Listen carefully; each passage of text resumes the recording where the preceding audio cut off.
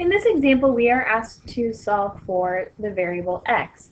If we look here at this problem, you can see that we have the variable x on both sides of the equal sign.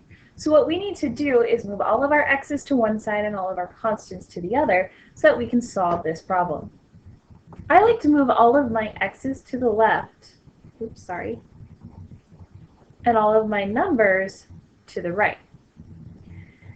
So I'm going to start by focusing on the left.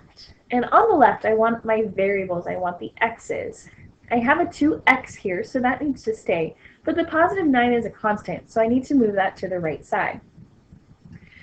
In order to move it, we have to use the inverse. And the inverse of a positive 9 is a negative 9.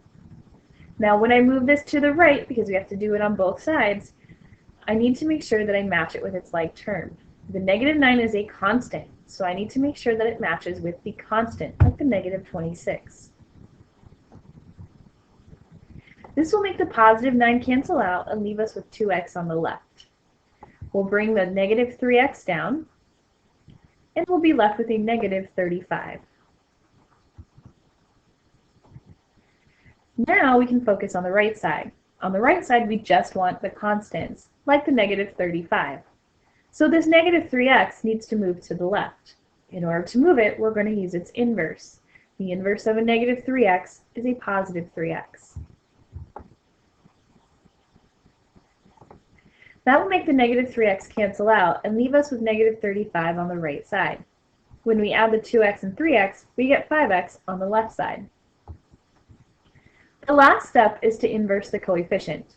The coefficient here is 5, which is multiplying on the variable. So we're going to divide, which would be the inverse of multiplication, and we're going to divide by the coefficient. This way, the coefficient of 5 cancels out and will leave us with just x. Negative 35 divided by 5 is negative 7.